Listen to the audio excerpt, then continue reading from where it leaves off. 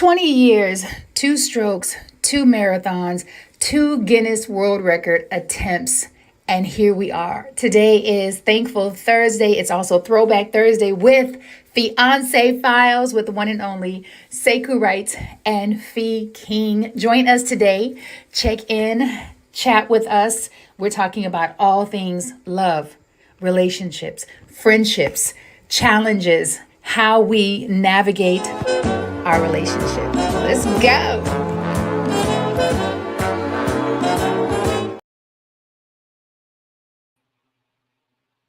Hey. Let me pull on some more people.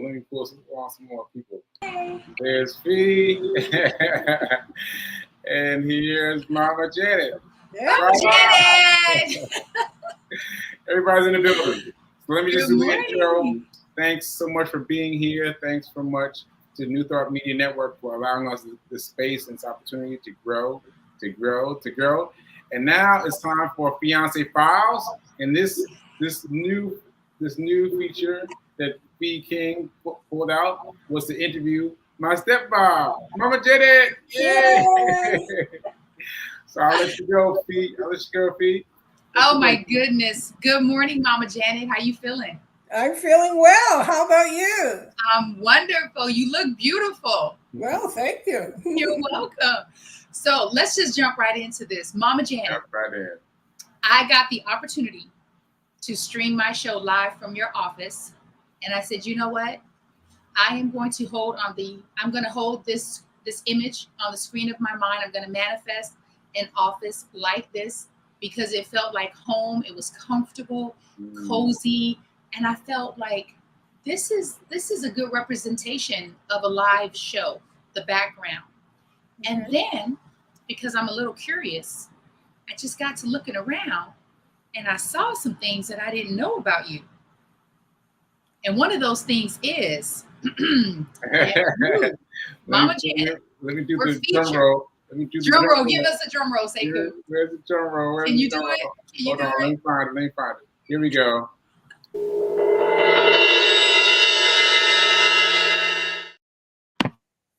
Oh shoot, I wasn't ready. I wasn't ready. Here we go. Okay. We're gonna do, let me get my situation ready this time. Okay, now we're ready. Now we're gonna do drum roll. Okay, here we go.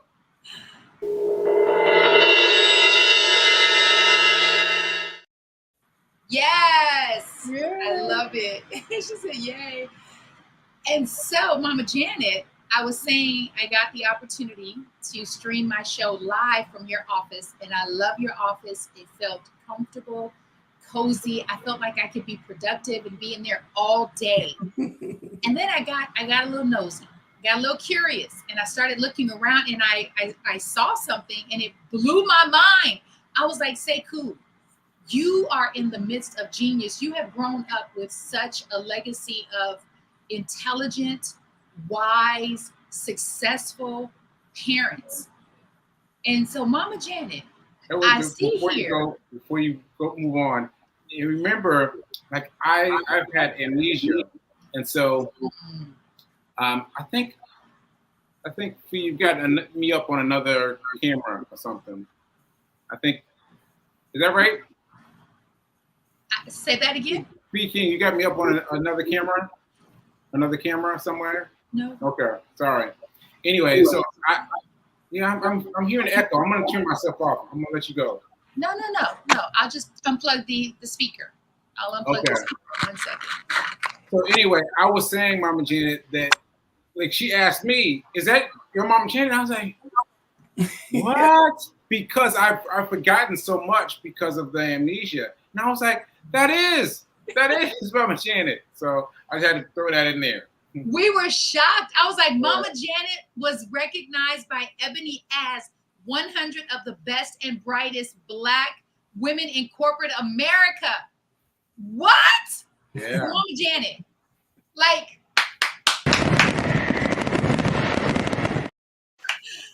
I was blown away. So let's talk about this. When did this happen?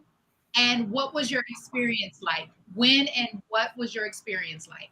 Well, it happened. It's been a long time, at least maybe 40 years or so. So I don't even think about that period of time. I did work in telecommunications.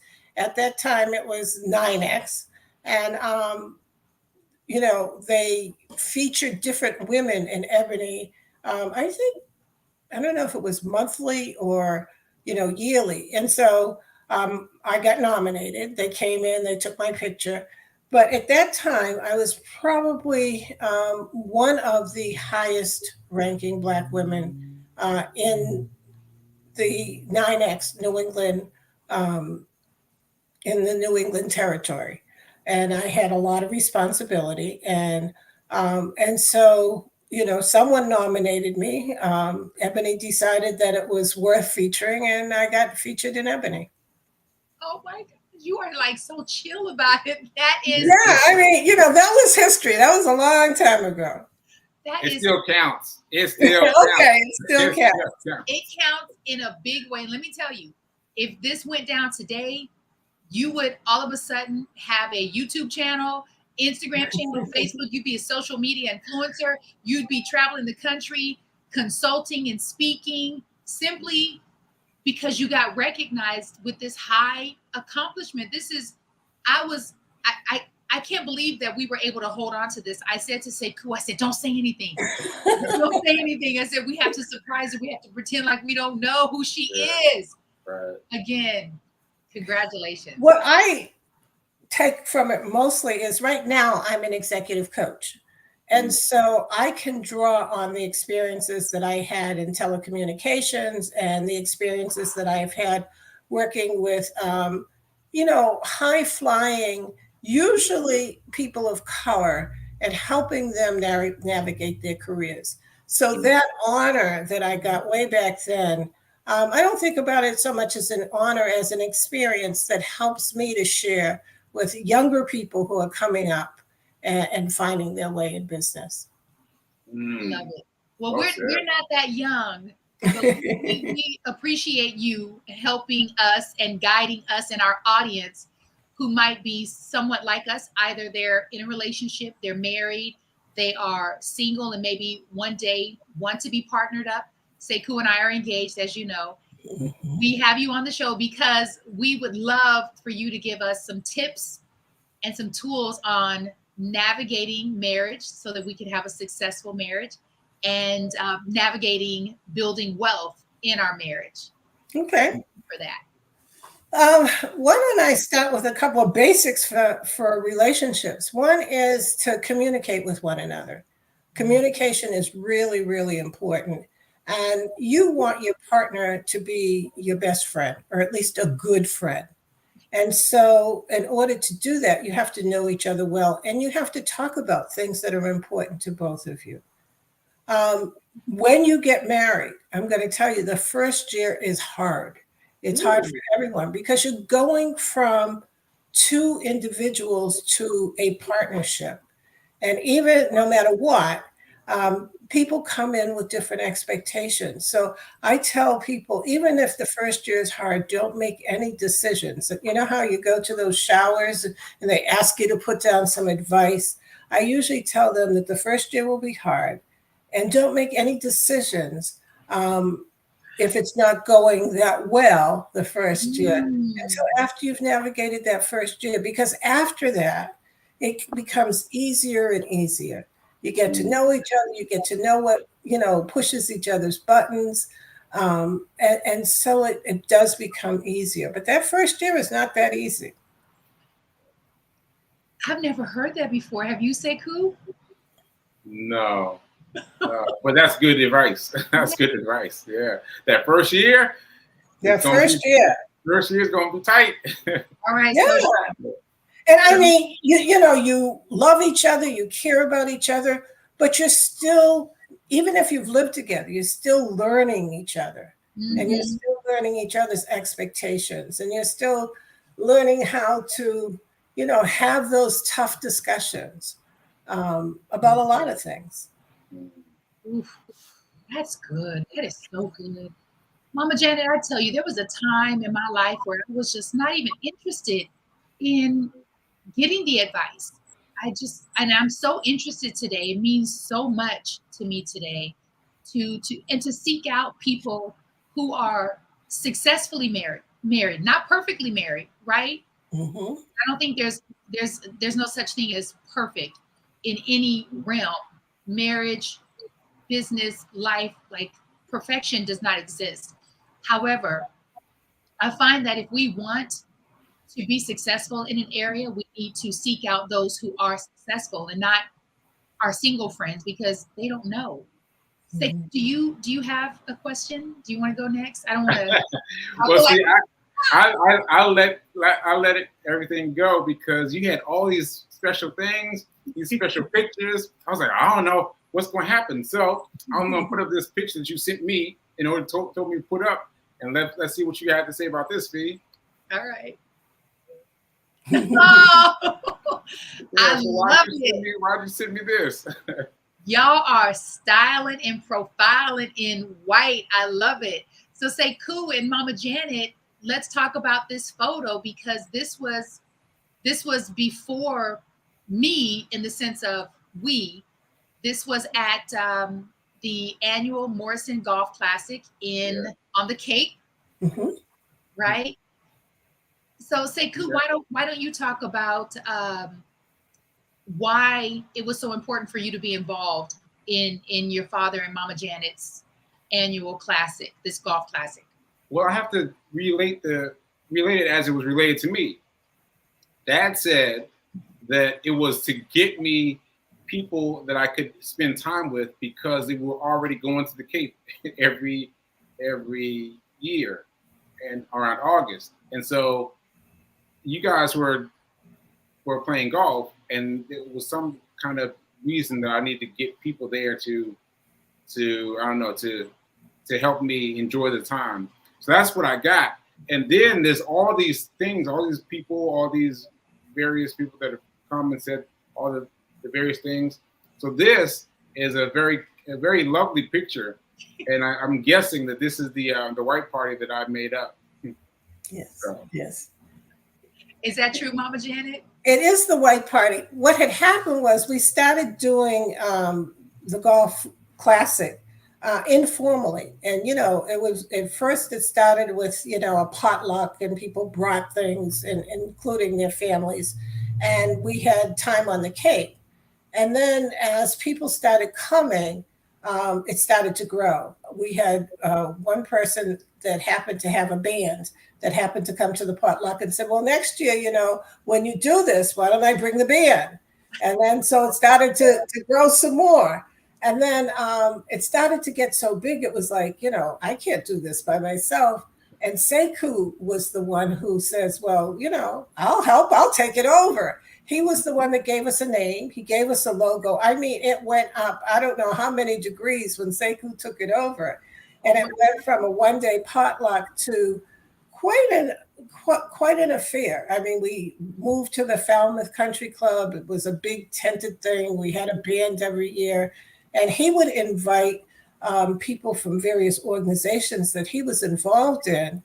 And he had Harriet Cole come in, and she was the keynote speaker for a number of our events. And, we took it from just a potluck fun thing to a scholarship event. And we were giving scholarships for golf.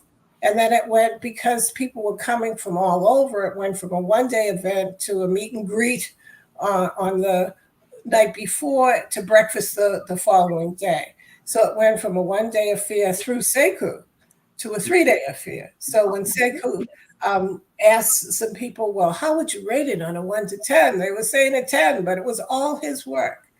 And that was just recent, by the way. I was just asking if there was 1 to 10 ratings recently. That was just this past August. Yeah. Right.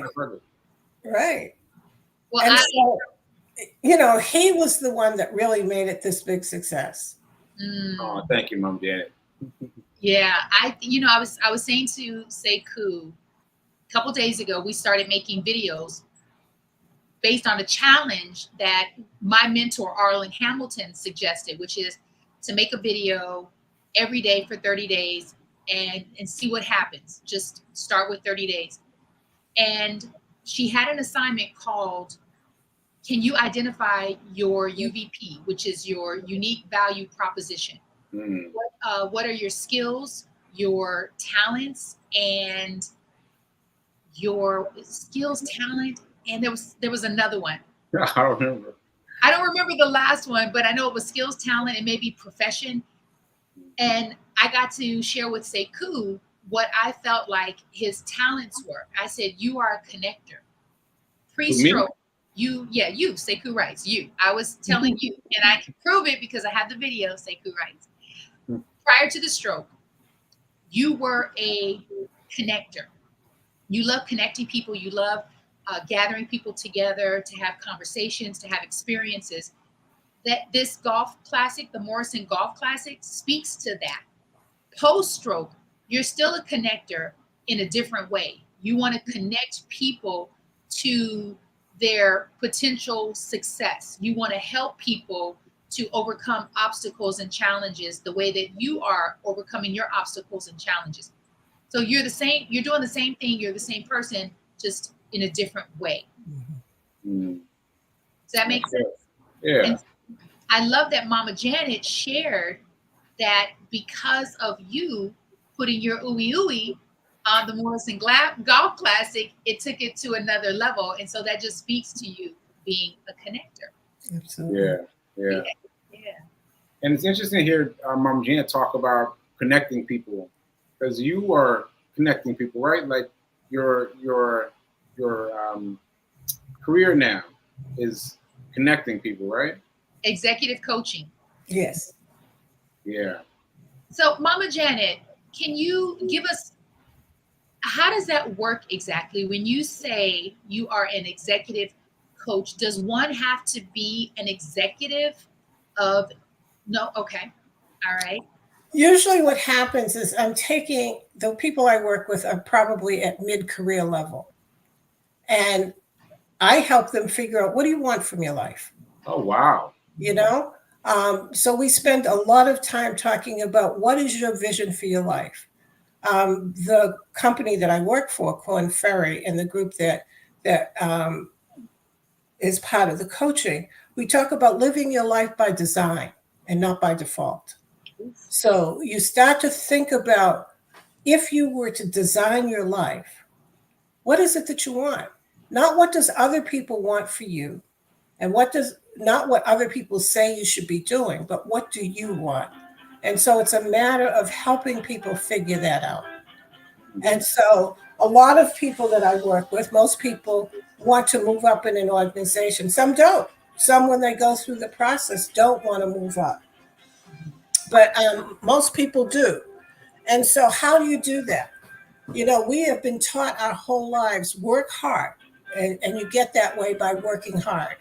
But it's not necessarily working hard. It's working smart. That you have to work hard, but that's only the table stakes to get in. After that, you have to know about networking. You have to kind of make sure that you're positioned well to work up, to move up. You have to build relationships. And so if all you're doing is working hard and getting your job done, you're not doing as much as you need to be doing to move ahead.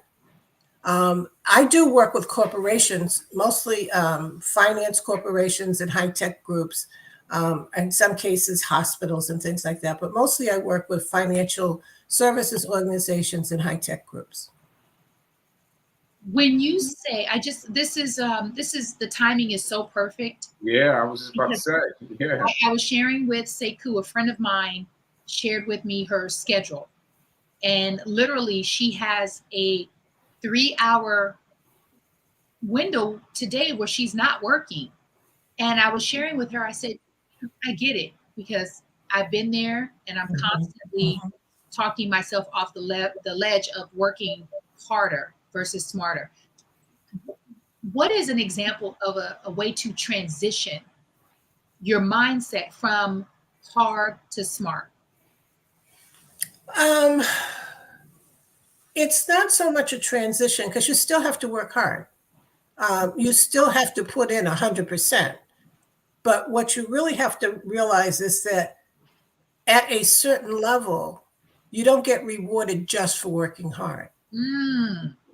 Oh, that's so good. Yeah, so that you really, really do have to have the network, you have to have the mentors, you have to have the sponsors, and it's your job to develop those. You know, at a certain level, if you're expecting that it's done for you, you're probably going to be disappointed. So you have to find the sponsors, you have to find the people who know how to navigate. You have to look at what you're doing for work and say, am I in a portion or am I in a place that's growing? Or is it stagnant or is it shrinking? And depending on what you want, if it's growth that you want, you need to be in a position to grow. You have to continuously learn and continuously improve.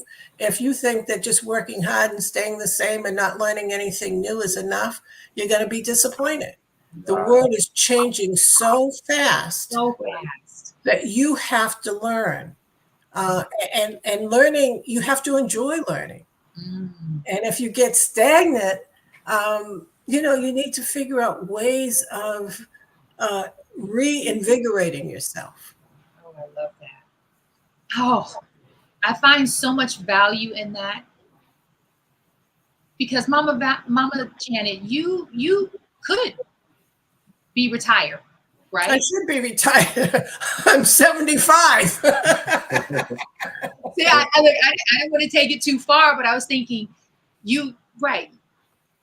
At this stage of life, you could retire. However, I think, and correct me if I'm wrong, that you enjoy working. You enjoy I enjoy doing the work I'm doing, not necessarily working just for the sake of working.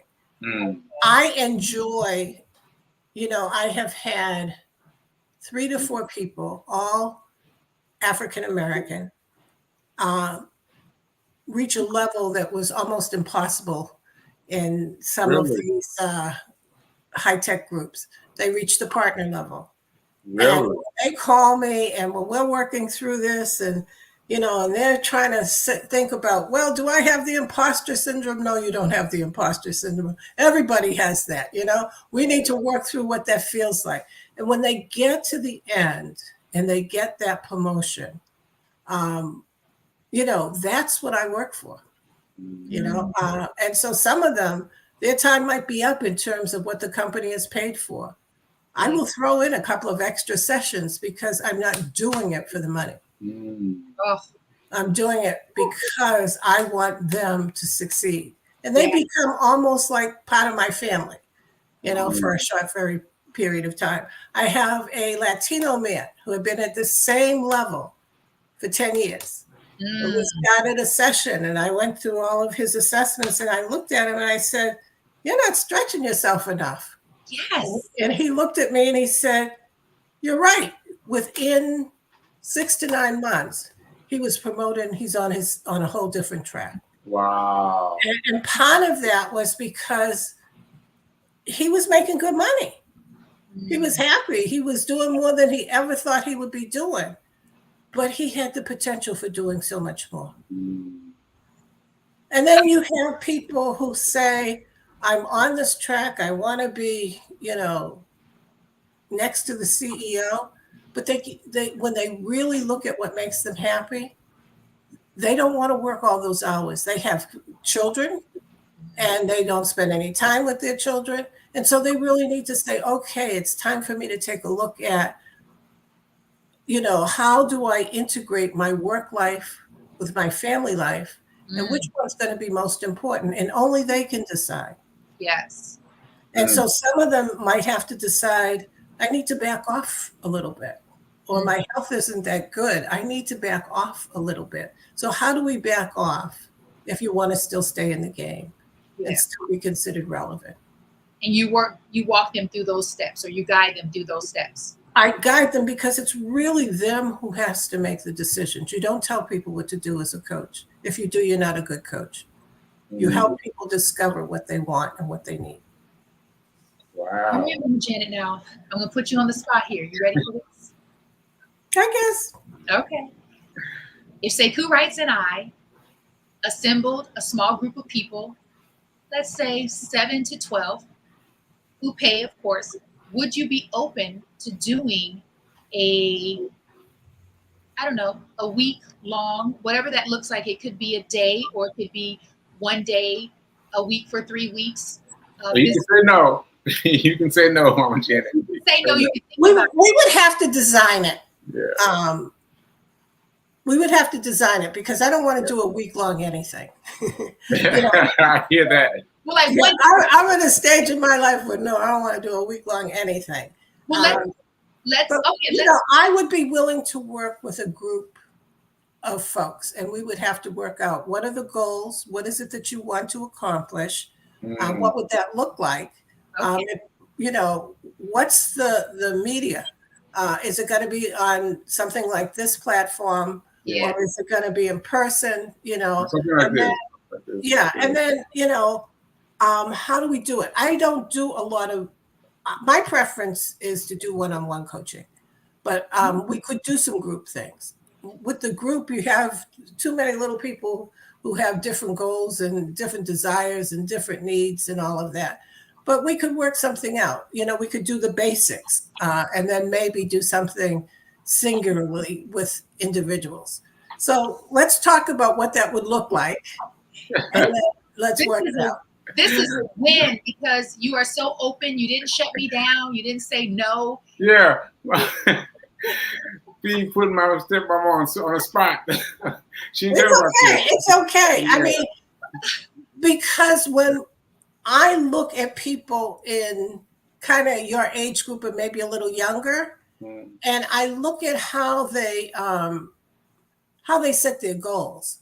Sometimes you want to say, okay, let's take a look. Let's back up, because some folks are watching, you know, the Real Housewives of this and the Real Housewives of that, and they think that's what success is supposed to look like. And so they're spending money they don't have on things they don't need, trying to impress people they don't even like. Right. So, you know, so is that how you want to spend your money? And what happens, you know, when there's a downturn in the economy? What happens as you get older and there is no such thing as Social Security or pension plans? How are you going to take care of yourself? Right.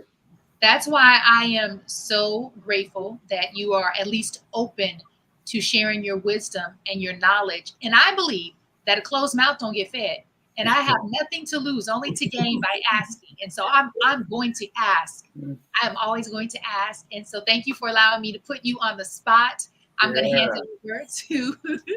Yeah, I mean, we can work it out and we can see what it looks like.